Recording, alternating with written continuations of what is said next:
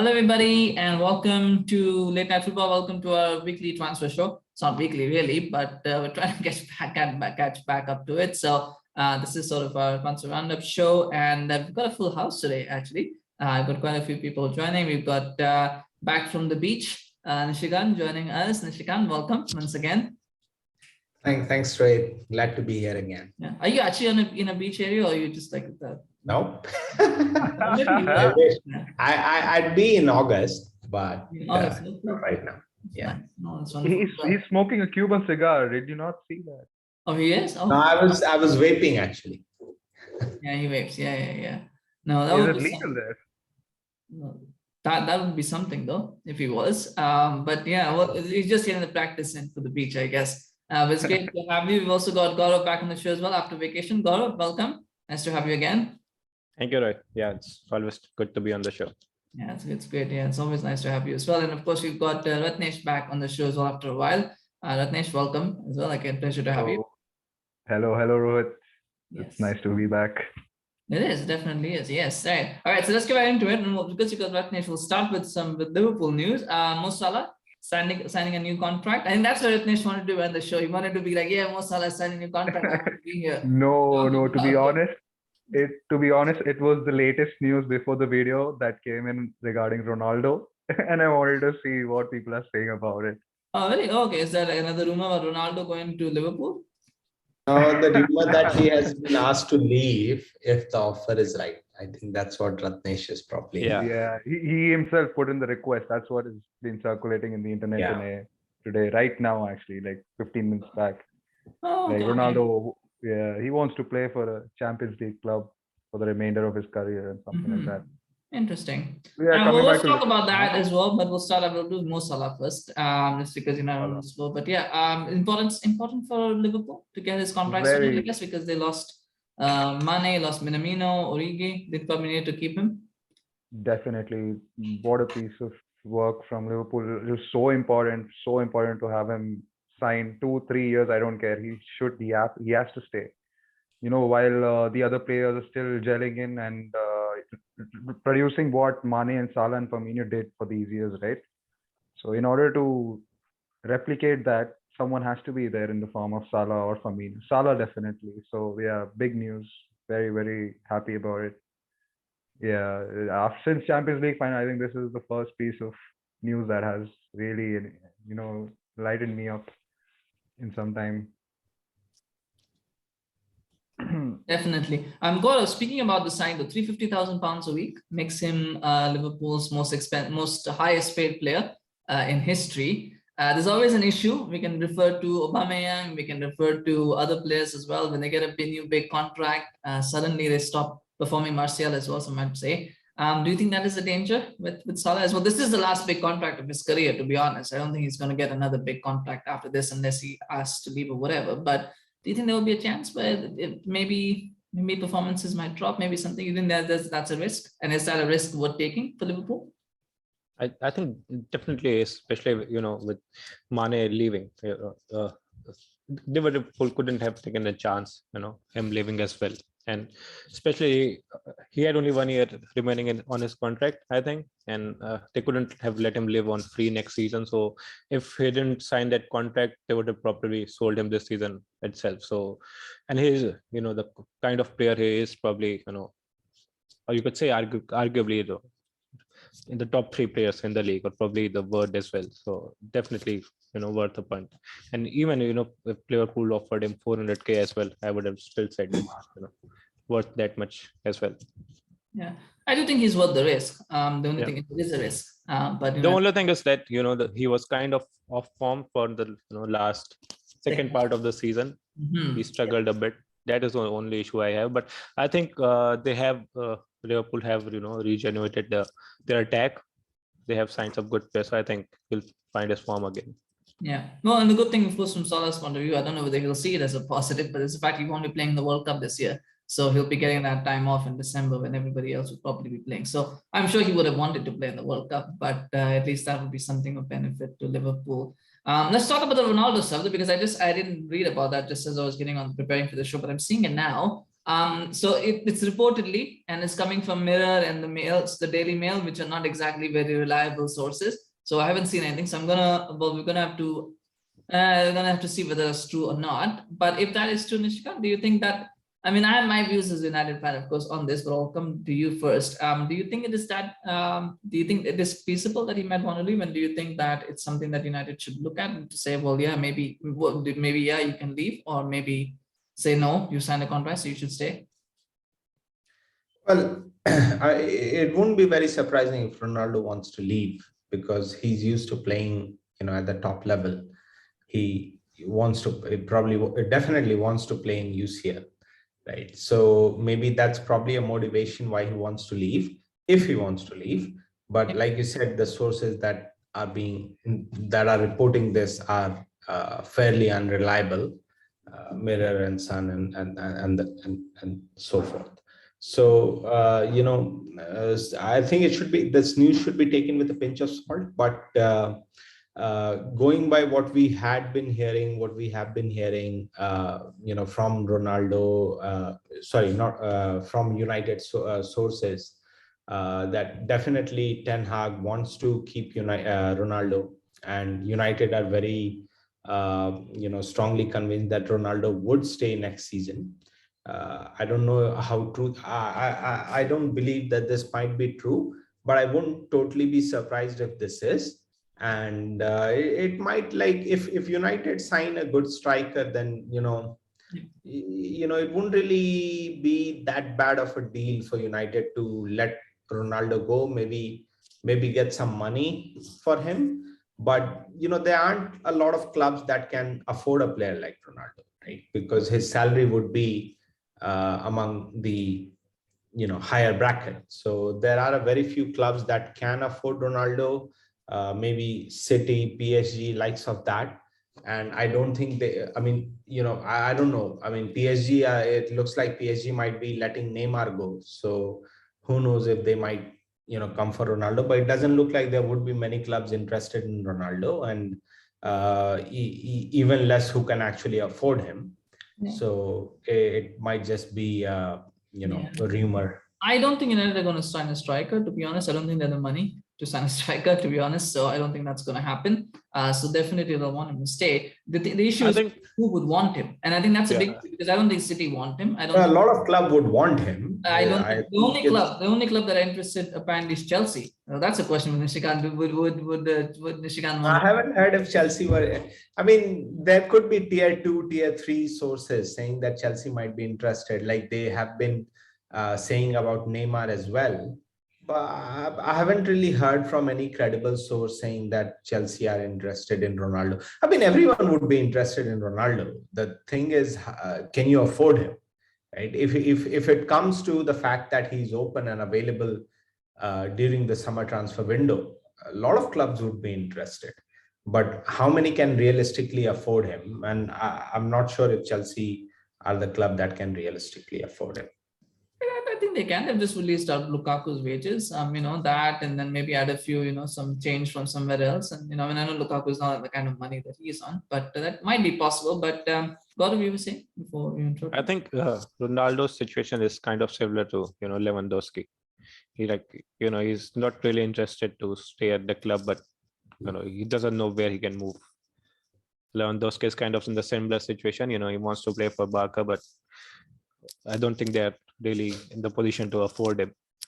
At the moment, no. But there was talk about, I think Chelsea again interested in Lewandowski as well. I think Lewandowski would be a better signing for Chelsea than Ronaldo, to be honest. I think they could do with definitely. He could be cheaper, and I think he still has more years to give Chelsea. Oh, I think Bayern are asking 75 million or something for Lewandowski. I don't think. No, I think that might be the full package. I also don't think he will suit our formation. I mean, I really don't want us to buy a traditional number 9. They don't work for us. And I was just going to ask Nisha, what striker suits Chelsea's formation? Because I think that's the name doesn't suit Chelsea. The strikers that suit Chelsea are like Drogba and Diego Costa, right? Those kind of strikers suit Chelsea. Well, otherwise, we might as well go with mobile front 3, because a traditional striker like Lewandowski will not suit Chelsea. That's just a fact. I think he'll suit a very few. few number of clubs. Barca might be one of them because of the way he plays and mostly because of the way Tuchel plays. I don't think Lewandowski is the right choice for us. So we should be at least 10-foot pole away from Lewandowski or any traditional striker this summer. Sterling would suit your playing style, I think. Yeah, well, Oh.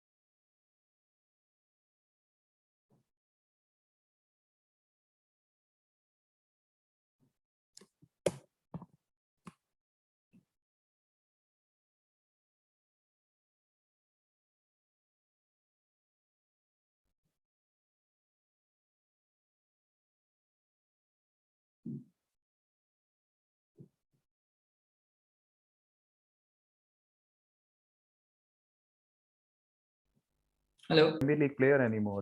yeah, I mean, I think Lukaku is one of those players where, if you're in a club where the expectations aren't so high, like a West Brom, like an Everton, like Inter Milan, he would probably do well because we have seen what happened with him at Manchester. When the spotlight is at him, he tends to not do so well. I mean, it doesn't mean he's a bad striker. He's a good striker, but maybe he's not like really cut out for that kind of high level wherein you're the main man and everyone's looking at you. That kind of pressure, maybe he cannot handle. But still, he's a good striker. I think he would do a lot better at Inter this season.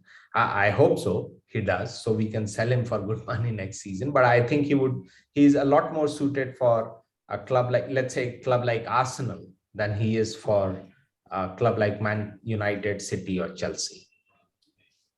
And why would you come to that conclusion? Why Arsenal? Because because no one is expecting Arsenal to challenge for title. not right now, of course. I mean, not right now.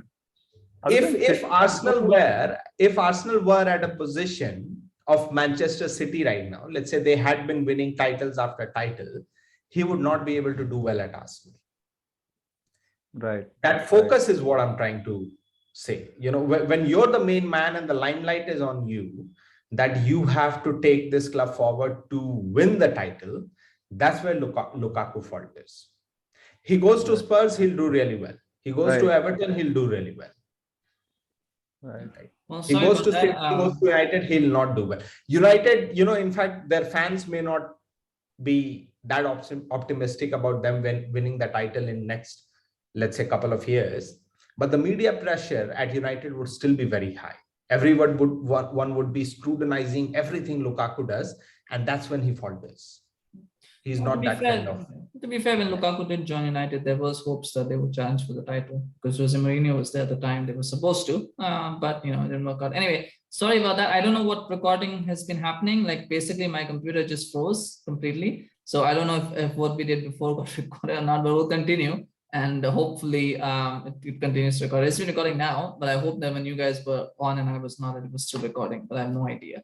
It did stop in between. I don't know how much it recorded and at what point. Yeah, let's hope that the ones before my screen froze and that it was still recorded. Let's hope so. But we'll see. We will see what happens. Anyway, we'll carry on. Let's talk about that deal with Richarlison. Done deal to Spurs as well, £50 million plus another 10 million add-ons. Spurs doing some really good business. But do you think it's is it a good deal? Is it one that do you think it was overpriced? Do you think it's the right sort of deal for Spurs to do? I'm not worried about the price. The price looks fine to me, but the number of players that they've signed they already have Bergwijn, they have Lucas, they have Son, they have Kulusevski. They have Kane as well now, 5 plus a 6 Richarlison. I mean, I'm just thinking about Steven Bergwijn. I thought this season probably would have been his breakthrough season with Conte involved. I mean, the upcoming season. He's leaving. But He's now- apparently Ajax are Leaving, huh? apparently interested in him. So he might. Right. So if he's leaving, then yeah, Richarlison fits in, and then we have to see if Conte shifts to a front 3 or still the front 2, and how he works with that. I don't know where. Do you think he'll start on the left, or he'll start up front for Kane when Kane is resting? How do you think he'll? I'm not sure about I that. think Lucas Moura kind of player is the one who would be relegated to the bench if Richarlison is to sign. He's already been benched, no? Lucas Moura hasn't. Yeah, played but much. I mean because the thing is, right, they have Kane, they have Son. They do not have anyone who can back them up, right?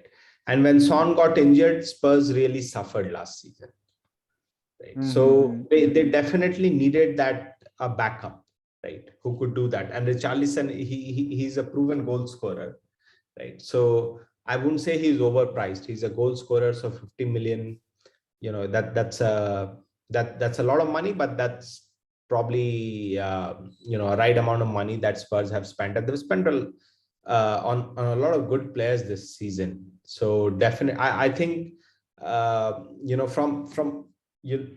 I mean, obviously the season hasn't started, so we can't really objectively comment on anything. But just going by the transfer window, they are probably the winners of the transfer window. They have signed a lot of good players on paper, at least, including Richarlison. And Richarlison gives that kind of flexibility to the coach Antonio Conte, that he could play 3 up front, right? And if it does go for 3 up front, then it would be Kane, Son, Richarlison, right? On Kane being central and the either of those on the both wings. So that's probably what it would be. Plus, even if they go for 2 at the front, whether Son gets injured, whether Kane gets injured, they still have a quality backup, which they did not have last season and seasons before that. So from that standpoint, I think Richarlison was a much needed signing. Someone with like a Richarlison was a much needed signing, and Spurs have identified that and have definitely gone ahead and bought players that they really needed this season. Even Bissaka, was it Bissaka they signed, or who was it, the midfielder? Bissouma. Sorry, Bissouma. Bissaka is right back from United. Yeah, they can actually. They also got Perisic. So it's a good deal as well. Perisic. Got Perisic as well. They definitely have Perisic. This reminds me of the season, when they sold Bale and they signed 3 or 4 different players, and none of them worked out. When they sold Bale and they signed those players, right? None of them were like. Well, Eriksen worked out. I mean, to be fair. Yeah, I think it was Eriksen, Lamela, and like a couple of other players. All of them were really highly rated. 6 or 7 players they signed that season. Etienne Capoue as well. Yeah, Capoue. And all of them are really highly rated. The same category as you would put Bissouma and Perisic or Richarlison. These are proven players who have done well for their club. I think Richarlison is good, but like he has that inconsistent. He's good in patches, and then he goes off for off form for 4 or 5 games. Lamela was kind of similar. He was very highly rated when they signed him. And Eriksen was the only player that worked out for them. So the similar pattern could be repeated this season as well. It's possible. Yeah, I don't think they're going to win anything this season, but I'm thinking that they are definitely going to finish in top 4 at the expense of either Chelsea or Arsenal or both. On paper, they have a really good team, I think. Yeah, I think they could be top 3 as well. And they have a really good manager. That's what counts. That's what they have, a very good manager. A brilliant manager. Yeah, and Conte has beaten Pep Guardiola to a league title before. So you never know. You never know with Conte. They're not going to win league title. Let's not get ahead of us. I know. I don't think they will. But I'm just saying that he has pedigree. He can, and he knows how to rebuild. He has pedigree, but they're not going to. They are Spurs after all. That's But let's all say that City are going to win the title already. And I think if they do finish in top 4, they probably get a win, home or away at City or home or away at Chelsea and Arsenal, then, we can count on a DVD coming soon. So Well, to be fair, they didn't lose to Liverpool or City last season, home and away. I think they they were the actually only beat team that City didn't. twice. Yeah, they beat City twice. They didn't lose to And Liverpool. drew They drew. Liverpool. Yeah, exactly. So you know what? They could be one to watch out for next season. But anyway, we'll do a preview show and we'll know more about it there. But you know what? Yeah, we should all just say City are going to win the league and the Champions League. That's the best way to look at it. Yes, yeah, you put all that pressure on City, and that's the best way. Anyway, let's move on. I'm not going to spend too much time on this because there's a couple of things that I do want to talk about. Malacia, another confirmed, well, not confirmed yet officially, but Fabrizio Romano did give the here we go. So that one is done. United have finally signed a player. Maybe not the one that we were all hoping for. We're not going to talk about he who shall not be named yet because that's quite boring. But Gaurav, 15 million euros plus 2 million add-ons. So these, maybe left back wasn't a top priority at the moment for United, but some might say that maybe they did need a new left back. It's a good deal. I think it's a good value deal for United. Maybe not the ability of the player might be different, but value-wise at least it's a good deal. Yep, finally the kind of player that most of the fans were complaining, not a really high-profile signing, and finally a sensible signing, as most of the United fans would say. And I think it's a good signing, a good player, and also will provide the cover. And you might even don't even know. I'm actually more excited for this one. I'm actually more excited that we made this signing than the other one. I say the other one because I really don't want to take his name. But yeah, so I think I'm more excited because it was a quick deal. They kind of stole him from Lyon. That will be a theme, by the way, stealing players, transfer. Talk about that. So they did that, and it's a nice little cheap deal that they did. So I'm excited. And I think we have discussed this in previous episodes as well, that the United should be looking at these kind of deals, not really big profile names, which haven't really worked out for them in the last couple of seasons, and players who could be good for them right now. So this is kind of the deal. Yeah, I'm sure. I think he's a really good player. I'm sure most people have not seen much of Malacia anyway to make a comment. Yeah. I did see him at the Conference League final because I did watch that. And I thought he's still a bit raw. He still needs a little bit of work. So I don't think it's a finished article by any means. So, but let's see what Ten Hag can do. Let's continue. We'll talk about Chelsea's. We'll talk about Chelsea's transfer. Shit, again. Oh, is everyone there online? So there were a lot of last month, the complete June. We were busy sorting out the internal structure of the club, the board, the C level, and the downwards and everything, right? So that costed us 1 month, and then we have a new owner who has his ideas that are untested when it comes to European football, and he's trying to kind of try that out and see how that works. So there's a learning curve for him as well. We don't really have a director of football or a technical director in the sense that who has experience of doing those things. Marina has left, right? And obviously Boehly is the interim one until we find someone, and he's trying to do his own thing. So these all have a cumulative effect on why we are having a pathetic transfer window. We haven't really been able to sign anyone. I mean, preseason has already started at Chelsea, and we don't really have anyone. I'm kind of, I'm disappointed, but not. But I think the silver lining is that maybe players like Harvey Vale and Conor Gallagher and your Broha, these kind of and even our what's the Scottish guy Gilmore. These kind of players can get a look at, and during the preseason, and maybe we'll find that maybe that we may not need as many players that we initially thought, but we definitely need an attacker, right? And that's why Boehly went really fast when it came to Raphinha. Obviously the player doesn't want to come to us, fair enough. He wants to go to Barca. A lot of players want to go to Barca and Madrid, regardless of whatever the financial situation might be, the club, the history and the pull that they have, and it's bigger than I think any English club for that now. I don't think even, I mean, you might, if the player is hungry for money, then probably Chelsea, City, Manchester United, all of them can pay them money. But if they want to, if they look at the pull and traditional pull, then Barca and Real Madrid are probably ahead of any of the English clubs. right now. So that's not too big of a surprise, but that's what's happening. What I would ideally like to see is that Boehly doesn't get hung up on one or two signings or one or two negotiations and move forward. Looks like Sterling is a closed deal. I wouldn't really count on it unless we see a here we go from Fabrizio. So I won't really count on it, but that does look like it would, in all certainties would definitely happen.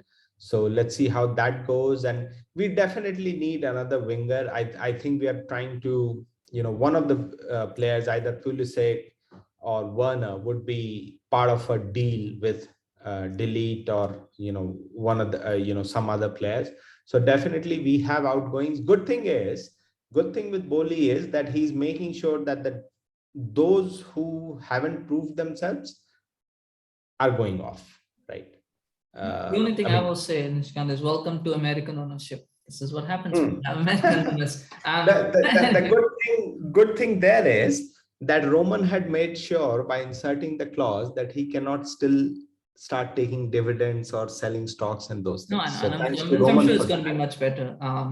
Thanks to Roman for that, for at least next 10 years. Let's see. I mean, I definitely, I'm not blaming Boehly. I mean, he's trying. Right? He's not like it's not like he is someone who's like, we can't spend, or I'm not going to spend that amount of money. He's definitely looking for signings, and obviously he is legally obligated with that 1.75 billion that he has been mandated to spend as per the clause that Roman Abramovich has put down in the contract for sale. So he's mandated with because of that as well. And it looks like he's actually trying. He wants to make a marquee signing so that, a Todd Boehly signing that kind of kickstarts his era. He's definitely looking for that, but it's not going to be that easy. And he definitely needs to work fast and make sure that if something's not panning out, like in the case of Raphinha, move on and find another deal. Yeah. Speaking of Raphinha, Ratnesh, I mean, I know there is, of course, talk about Barcelona and Chelsea at the moment. So the way that it is right now is, from what I've read, is that Barcelona's bid officially has not been accepted yet. It's still a bit gray area complication there, that the player wants to go to Barcelona, Leeds don't want to accept that offer because it doesn't match Chelsea's offer. And it makes sense, but obviously they want as much money as they can get out of it. But if Raphinha wants to go to Barcelona, do you think Chelsea, even if that offer was accepted, and even if Raphinha comes back and says, well, what, Barcelona didn't match my wages, so or didn't match, Leeds didn't accept that offer, do you think Chelsea should still say, well, let's walk away from that deal because you're not really interested in coming to us, and you're only coming to us because you can't get into Barcelona? Do you think they should do that, or do you think they would go, well, no, it doesn't matter, everybody wants to go to Barcelona, so it didn't work out, but we'll take you and we'll try and if you're committed to the cause? How do you think this whole approach should be? You're muted. Sorry, yeah. So I would just like to quote Klopp on this. He said this before: if a player wants to play for us, then we'll go for him. If he doesn't want to play for us, we'll let him go. If he is a current player staying at the club, or someone we're looking to sign. So if Raphinha has second thoughts about joining Chelsea, then Chelsea should avoid. Tuchel should really avoid. The whole management should avoid going for Raphinha. Only if Raphinha is, he knows, okay, Chelsea finished third last season, they can compete for the league next year. And the whole world watches Premier League more. Barcelona is just starting to, they're in the growing stage right now to come back on top right now. I don't know even if they're going to do that or not. You mean the Frankfurt, what they did to them in Europa League just opened all our eyes, right? So I think Raphinha should go to Chelsea if he really wants to prove himself in the limelight that Premier League offers, and become this star player that he can be. Raphinha, people are telling me Raphinha and Ziyech have the same player profile. Is it so? I mean, if Ziyech, I don't think so. I think they're both left-footed. I think that's the only thing. They're both left-footed right wingers, but I think Ziyech is more creative. I think Raphinha is probably a little bit more direct. I think, I think even Ziyech is pretty one-dimensional. Well, not one-dimensional. What Ziyech is going to do? He's going to cut on his left foot. He's going to curl it in. Yeah. That's what he does. And he's not the one to beat players, which Raphinha can. That's what I mean. I mean, Raphinha is more direct. I think. Yeah, and I kind of understand where Ratnesh is coming from. A lot of Chelsea fan will probably agree to his view that if a player doesn't want to play for us, move on and sign another one, which is fair enough. A lot of people would agree to that view. Let me present a different one. If a player is professional enough, he doesn't get, if Barca cannot match him, the thing is, Raphinha hasn't said no to us. They haven't stopped negotiating with us. He's just waiting for Barcelona to match that offer. He's okay with the personal offer that we have presented to him. Obviously, Leeds are okay with the offer that we have presented to them. So I'm of the opinion that if Barcelona cannot match him, now obviously Raphinha cannot be the priority. We need to look at the alternative sources. Right now, we cannot wait for him forever. So we need to start looking at it. But if he does, if Barca cannot match the offer, I'll be very happy to have Raphinha. Give us a couple of years, right? If you do well, we'll sell you off to Barcelona for good money, right? So I'm not going down that route that if a player doesn't want to play for us, if he says no, that I'd rather stay at Leeds than come to you, fair enough, right? You don't want to join us, fair enough. But he's trying to get, a lot of players. I think 85, 90% of the players, if you ask, would you like to play for Barcelona or Real Madrid? They would say yes, right? That's kind of the power that those clubs have. So I'm not going to blame him for having Barcelona as a dream club. So, but if that doesn't happen, he comes to us, he acts professionally, gives his all. Eden Hazard wanted to play for Real Madrid. When in last year, when he had clearly told us that he would not sign a contract, he would go to Real Madrid, still gave it his all. He won us the Europa League, scored a goal in the final. I think a couple of goals probably in the final. So if we get that kind of player, I'd be happy to sell him to Barcelona in 2 years' time. But Nishikant, this could also become a case of, say, Lukaku 2.0. Yeah, I mean that's the thing. Yeah, I mean that really comes down to player, right? It's more an individual thing. Lukaku is a cunt, right? Doesn't mean Raphinha would. We don't have censor buttons here. We don't have censor. This is a family show, Nishikant. A family show. So No. I think this Lukaku Deco is his agent, right? And I think he has gotten involved a lot in this deal, and maybe he has promised that he will get his Lukaku and Raphinha in the same bracket just right now. I mean, I get your point. That might as well happen. What you're saying, that very well could happen, right? But again, like I said, it comes down to professionalism. Lukaku isn't a professional one, right? He definitely isn't. So I'm not gonna put Raphinha and Lukaku in the same bracket just right now. Yeah. Well, anyway, let's keep an eye on this one and see what happens. I mean, I think Barcelona. The problem is where does the money? Where do Barcelona get the money from? That's a big question. I'm not going to try to ask this here, but they sold some TV rights, 10% of TV rights. But the 10% of TV rights just means that now they can sell one and buy one instead of having that's what it, buy one. Yeah, they're not sold anyone.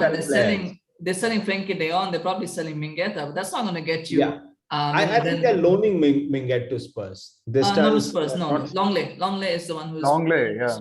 Spurs. I read somewhere that like by selling that 10% rights, they're only allowed to register a couple of players. They still have players like Christensen and Frankie, Frank Kessie. Because Kessie, Christensen, and even Aspilicueta maybe, but they still understand Marcus Alonso. They understand Marcus Alonso. They want to sign, but Lewandowski. They want to sign Raphinha. I mean, like, where's the money coming from? And they're still. They actually did offer 60 million to Leeds, just that it's in installments. Whereas Chelsea offer me. They actually have paid the first installment for Ferran Torres. Exactly. The first installment for Ferran Torres. And the he who shall not be named deal is also apparently going to be an installment. So like I don't know where that's coming from. But anyway, that I want to keep an eye on, I guess. So installment wouldn't be a problem. If you ask them to pay like 20 odd millions per year, that's probably easy. Ferran Torres, they're paying to Manchester City. They are in no need of money upfront, right? Yeah. Leeds, on the other hand, is a different case. they want some, and like Chelsea's offer was 50 million, 55 million upfront, and then there are add-ons, whereas Barcelona's offer is more in that 60 million that they are trying to match is more with add-ons than upfront payment, which Leeds are not accepting because they need the money. They need to build their squad. Right? They are not Manchester City or a Chelsea. They offered like 10 million upfront and 50 million in something like that. Something like that. Yeah, it was so pretty bad. Leeds is definitely not. So what's happening with Adama Traore? Was he? That's on loan. No, I think he's going to come back to Wolves. They're not going to. He's already back. He's not. They're not signing him. They don't. Yeah, I mean, it is a weird one. They already won. They won't send so many strikers. Even Luke De Jong was signed on loan and now he's gone back. Griezmann, another player who was loaned out. Atletico wanted to return him back. Barcelona said no, so they have to keep him because Barcelona can't pay his wages. So Atletico have to keep him on for the second year, just for that. So anyway, that's things that's happening. Let's talk about again continuing with Chelsea. Gaurav, Sterling and Ake both linked with Chelsea, double deal. How it's an interesting one there with Sterling. Of course, looks like it's almost done. 35 million plus I think 10 million in add-on, something like that. So 45 million pound I think is the total deal. Ake as well, 45 million pounds. I think 45 million pounds for Ake is daylight robbery by City, to be honest. But nonetheless, that's just my opinion. Do you think both of them should be sold by Chelsea, or do you think, by City, or do you think they might want to keep Ake maybe, or actually, Rohit, I read just reports by Simon, who's like basically the official correspondent from our clubs, and he has said that City are not going to accept any offer below 50 million pounds for Ake, and no deal has been actually accepted for Sterling yet. Okay. So basically, they are in talks, but no deal has been accepted, and City are expecting at least 45 million, which they accepted for Jesus as well. 45 million for Sterling. For Sterling, yeah. Okay. And Newcastle actually approached us for Ake as well, and City said, like 50 million is the least. That's okay. That's Middle East rivalry, so that's okay. That's probably why they did that. Hopefully, Chelsea might get a bit of an American discount. No, I think I agree with that news. They are definitely looking for 50 million with Ake. And they also have, as far as Sterling is concerned, they may be a bit more amenable, and you can probably negotiate a bit more because they definitely want to let Sterling go. Yeah, but is 50 million pounds the right price for Ake? I think that's too much for a player who's a bench player, and essentially for City. Yeah, but City will not take a loss. Okay, that is the thing. But they signed him for 35 million, so even if they get 45 million, that's a profit. Yeah, I think we signed him for 42 million, yeah, 40 odd million for Ake. Wow. Okay. Plus his homegrown as well, right? So that so that's also a value. Where's Louis van Gaal when you need him to tell Ake that to force him move out, otherwise he won't be playing in the World Cup. So the latest news is that the City have told Chelsea that 50 million is the least that would accept, and we will need a replacement. So that is not going to happen. They also need a replacement. So Ake, they are not really that keen on selling, or it's more like if you get good money, let him go, but it's not really something that they must do right now, whereas Sterling is something that they are keen on selling, right? So that's where Sterling is, I think, because he's in the last year of his contract as well, right? He's relatively cheaper than anyone else, but Ake is somewhere that City would be very happy to keep if he stays. To be honest, Rohit, I have said this before as well, that I want Sterling to stay. I think he's the only pacey winger and kind of player who wants to take on the defenders, and only the type of player that we have. And I think he's mostly at his best when he's playing alongside a proper striker. He was really good when he was playing alongside Aguero. He's a super direct player is what I feel, He can take on a player. Chelsea, really do not have anyone apart from Pulisic, who is, I don't know what happened to him last season. Before that, he was really good. But he's the only one who can actually take on player. Callum Hudson-Odoi, I think he's a fraud. He's just like, that guy is useless. I mean, he's still young. So probably I'm being, I think I'm definitely being a lot harsh here. Calling him a maybe fraud. He's just been today. He's just been Yeah, Anyway. he's definitely. I'll take that Yeah. back. Yes, He's not a I think the sun but has he's got not to good you or enough. something. I think the sun is getting to you. I think And Sterling coming back to Sterling, he still misses a lot of chances. Still, if you look at his record, his numbers are still brilliant. Yeah, I think it's also Yeah. about the system that City play. But anyway, I mean, it'll be interesting to see where Sterling ends up, whether he stays at City. I'm sure City will not want to keep him if he's not going to sign a new contract. So maybe there's an opportunity to go to Chelsea. That'll be interesting. How many players have actually played for City, Chelsea, and Liverpool? That would be a nice little trivia question there. I think there's some who have played for two. I can't think of too many. Sean Wright Sturridge, yes, sir. Daniel Sturridge. There you go. right? Yeah. Sean Wright Phillips. By Phillips? Yeah. Did he ever play for Chelsea? Did he play for Liverpool? I don't think he played for Liverpool. Liverpool, no. I don't think so. City and Chelsea. Yeah, I'm saying City, Chelsea, Yes, and Liverpool because Sterling also That's played for correct, Liverpool. yeah. But Daniel Sturridge, that is the answer to the question. Daniel Sturridge. Daniel he played Sturridge. for. Yes. Yes, he played for all three. Yeah, this is the last one I can remember. I don't think there's. Lampard also didn't play for Liverpool.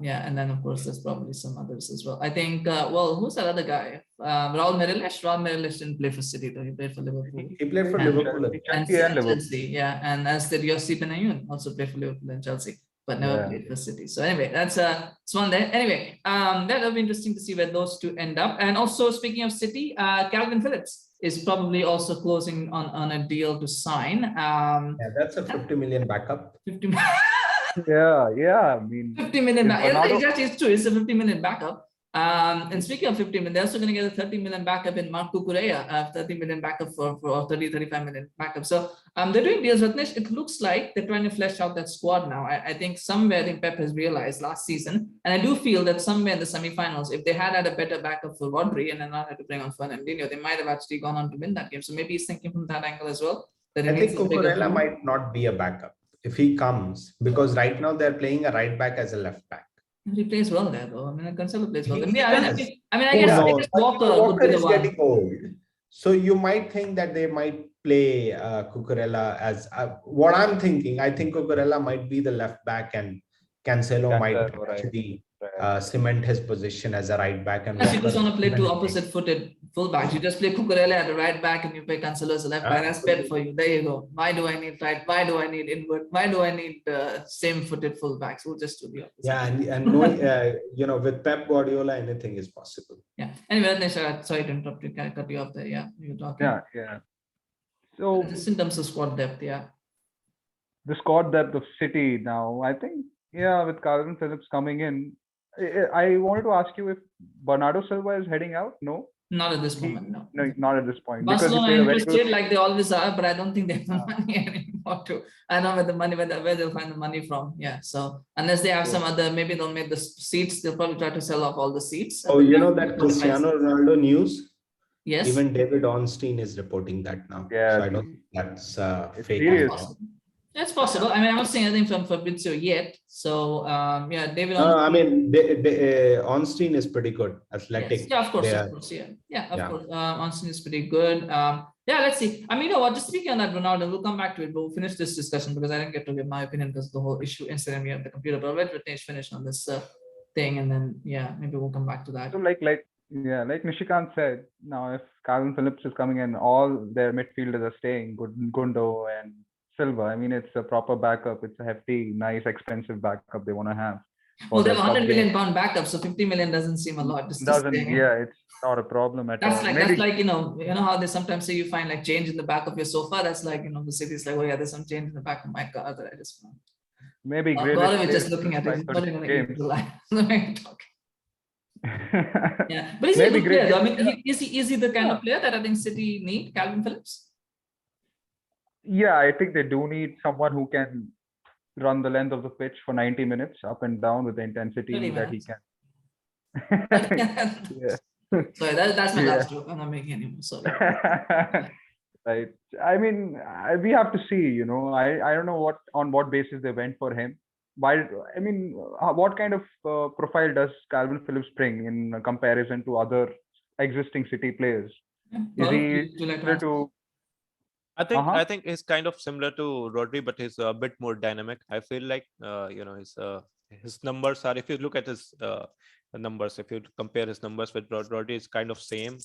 I think he brings more dynamic play in that midfield. And I wouldn't be surprised if he starts some games alongside Rodri in a double pivot. Yeah. Oh, And give some options. right. Yeah, I mean they can use him, and of course when they want to. That's true. Yeah, Yeah, that's the problem, Rohit. Yeah, discussing City's players before the season even starts. You don't know what Pep is going to do halfway through the season as well with his players. Yeah, no, that's Kind true. of like a Well, but it's always good what- to have options. It's always good to have options. yeah. I think He has amazing options again now. He has I do Palmer. think 50 million sounds. I mean, it's an English tax, it's an English place. 50 million sounds like a good deal. I think that's just the way it is. But it's interesting that Pep is now signing a lot of English players as well. I think that's something. Yeah, Interesting, that's big money. Yeah, which he wasn't doing a lot before, but he's doing that now. So maybe that's a sign. The times. But coming back to the Ronaldo thing, as Initial brought that up. So I mean, I don't know what discussion happened while I was off screen, and I don't know if it got captured anyway for the video. But I mean, to me, if he wants to leave, that's fine. Like I would say, you know what, if you want to leave, go ahead. I think it's fair enough for him. I don't think he needs to be playing in the Europa League. I don't think anybody could begrudge him for that. I mean, at the end of the day, you get an offer. He only has a year, maybe two left at the top at most. I don't think he's got a lot of time left. And United are not going to win anything in the next 2 years at least. So there's no point. Like, I mean, for me, I think it's fine. You can go. But again, the question comes back to who can afford him. But with Ronaldo, you can maybe challenge for Europa League this year. And if you were to finish outside top 4, Europa League maybe becomes a good chance to get into Does he want? But does he want that? The question is, does he want? Does he see? I mean, for me, it's I still see the Europa League as a good trophy to win. I know people kind of trophy, but I do see that as a good trophy to win. Does he see as that? A Liverpool fan, we know that. So important to win Europa League trophy sometimes. Yeah, it's sometimes. the only way out. That's a little bit of what I could share. Sometimes it's good to win it. Sometimes no. But the point is, does he want that? Does he feel that that's a good use of his season? And maybe he feels like this could be his last year at the top. It probably is. I mean, like he's going to next year retire. he could be moving to the MLS or something like that. Yeah, I mean, he's going to retire from Portugal at the end of the year. I think the World Cup will be his last, so I don't think he's going to play beyond that. So I think he might want to keep himself in top condition by playing in the Champions League. As opposed to, but anyway, that's a question there. The question, of course, is who's going to sign him. City are not going to do it. Nishikant doesn't want him at Chelsea. Well, Arsenal or Spurs going to do that. Liverpool definitely not going to happen. He's yet to go to the Bundesliga, right? Yeah, but Bayern have already said no. Bayern have said no already to him, so they don't want him. His wages are too high. They only send money anyway, so I don't think they need him. And then you've got Real, don't need him. He won't go to Barcelona. And then that just leaves you Serie A, doesn't it? Would you want to go back? I mean, again, Inter, AC Milan don't need him. Inter Milan don't need him. Juventus are not going to take him back. So there's not a lot of options left after that. And like pretty much claiming. So I don't see. I can see him wanting to leave. I just don't see where he's going to go. PSG might have been an option. Messi, Ronaldo together. That would have been a wet dream for people, isn't it, to have Messi and Ronaldo together. But these days, we all know it's not Messi who calls the shots now. It's Mbappe. And if Mbappe doesn't want him there, he's not going to be there. So Mbappe seems to be Ronaldo's fan. He probably is, but then again, the question is, then you have to get rid of Neymar first. They're going to have trouble getting rid of Neymar. I think they probably would get rid of Neymar. But again, where does Neymar go? Rohit, again, the question comes to the same. Let me give you a news. There's this guy on a Blue Moon forum. He first one to break a lot of news. He was the Is he an ITK? Kind of an ITK who says he works for the club. He was the first one to break the Bernardo Silva news. He was the first one to break, I think, one other news I was forgetting. He's basically reporting since last couple of days that City are selling all these players because they are going to sign a big name, and he's saying it's going to be Neymar. I don't know how true it is. Yeah, City are probably the only club who can afford his wages. Yeah, this one I think is City. Yeah, it will have to be City. I can't see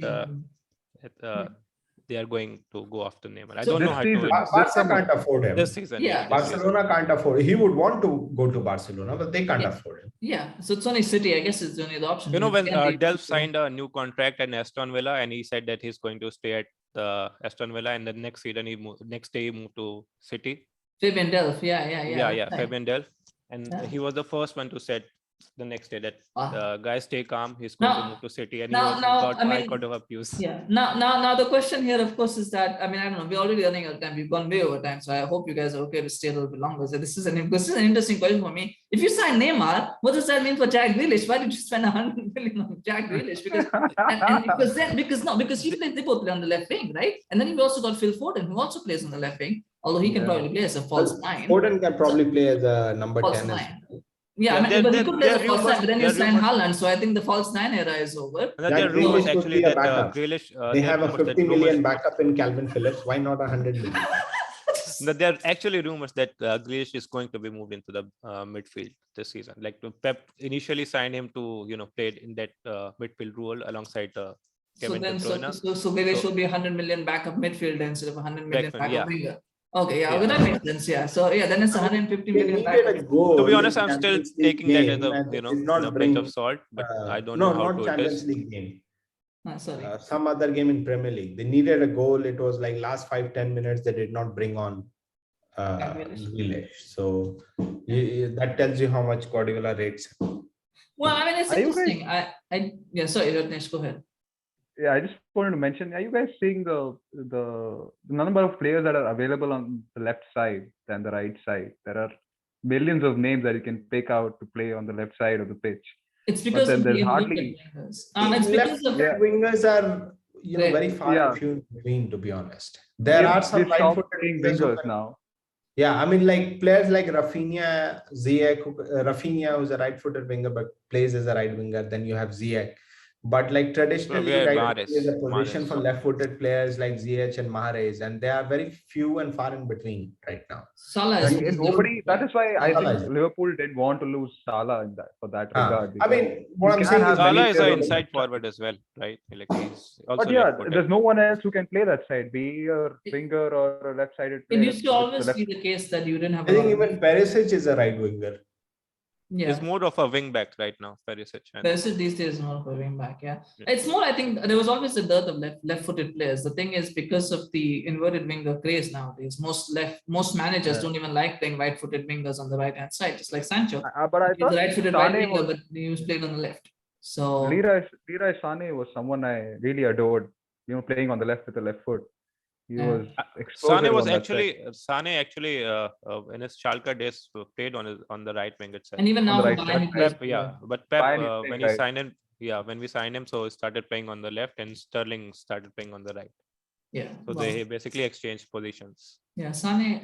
But I think this has mostly started because we have fullbacks right now who like to bombard, further up the pitch. So Yeah, I don't think we have wingers that is a team like to where come it inside doesn't now. matter where you play. Everyone score goals. Everyone. City, contributes. right? Yeah, I know that's so fucking annoying. But anyway. That's like total football.